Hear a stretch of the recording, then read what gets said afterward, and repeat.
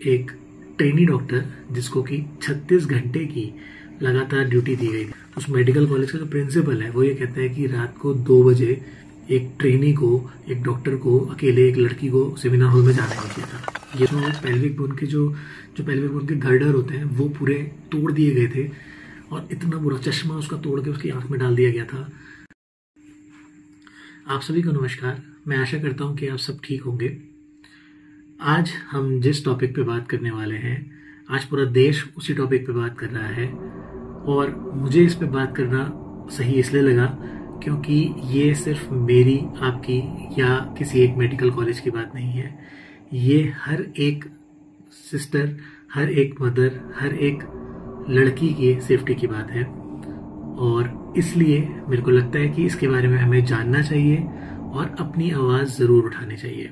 तो मैं बात करने वाला हूँ आर.जी. कर मेडिकल कॉलेज के बारे में।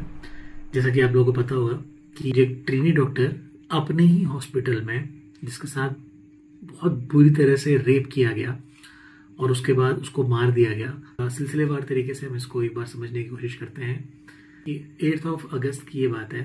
एक ट्रेनी डॉक्टर जिसको कि 36 घंटे की लगातार ड्यूटी दी गई थी। आपको पता होगा कि ट्रेनी डॉक्टर्स को 24 आवर्स की, 36 घंटे की या फिर 72 घंटे की ड्यूटीज़ मिल जाती है। तो उसको 36 घंटे की ड्यूटी लगातार वो कर रही थी। रात के लगभग 11 बजे होंगे, उसने अपने घर पे कॉल किया और उसने अपने घर पे कॉल करके बोला कि सब कुछ ठीक है और वो एक राउंड पे जा रही है। वो राउंड लगाने गई, देन उसने अपने घर वालों को गुड नाइट कहा, घर वाले सो गए।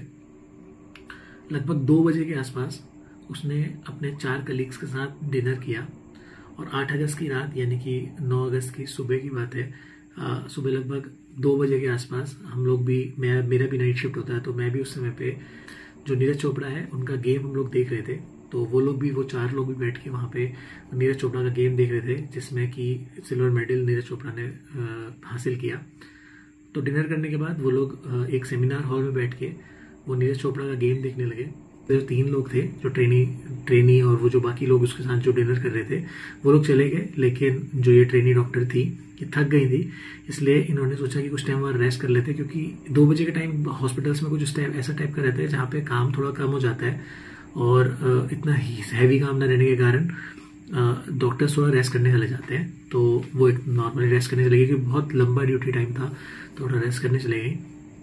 और इस रेस्ट करने के बीच में लगभग 3 बजे के आसपास उनकी नींद को, उनको उठाया गया, एक ट्रेनी के द्वारा उनको उठाया गया और उठाने के बाद उन्होंने चेक किया कि उनको एक रिपोर्ट देखनी थी। उन्होंने वो रिपोर्ट चेक करी, उन्होंने उसका आंसर दिया और वो ट्रेनी उस आंसर को लेके चला गया। देन सुबह के 7:30 बजे जब सेमिनार रूम खोला गया तो वहाँ पे बॉडी मिली, उनकी बॉडी मिली वहाँ पे और वो बहुत बुरी हालत में थी।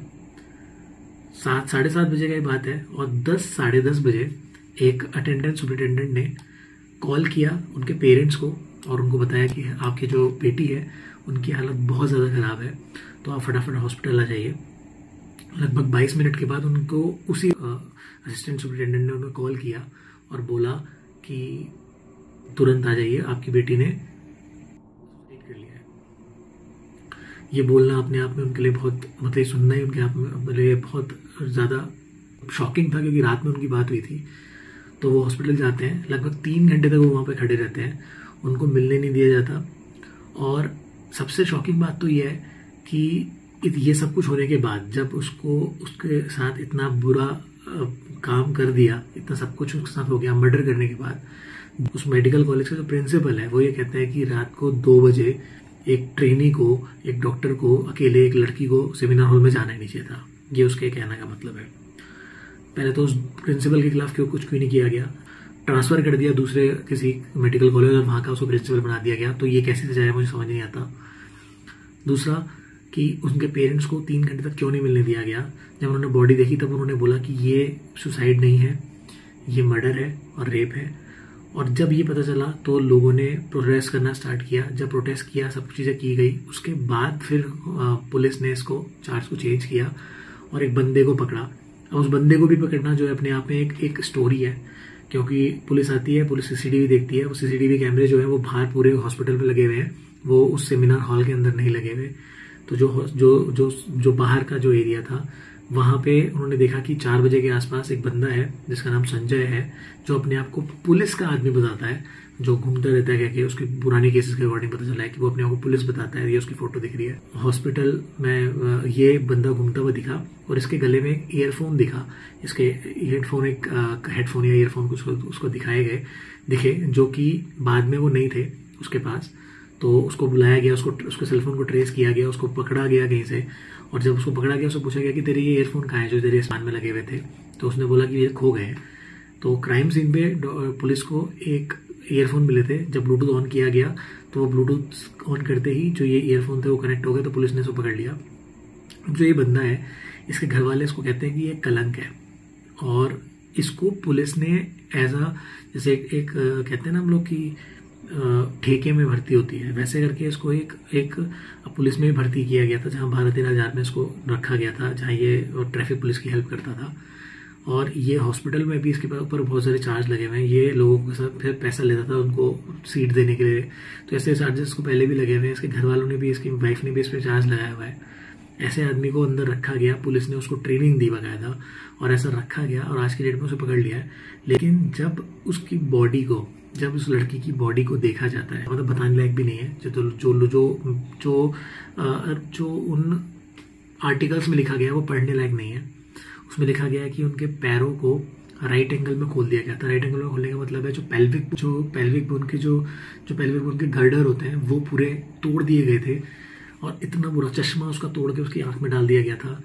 इतना बुरा केस था कि मतलब एक बंदे के बस की वो बात लगती भी नहीं है। और जितने भी लोगों ने देखा है, बात करी है, वो सब लोग जिन्होंने फोटोज देखी हैं वो सब जानते हैं कि ये एक बंदे का काम नहीं हो सकता। लेकिन उस बंदे को पकड़ा गया और वो कह रहा है मेरे को फांसी दे दो, ये दे दो, वो दे दो। लेकिन ये कोई इंसाफ नहीं है। एक आदमी के अंदर डर नहीं है।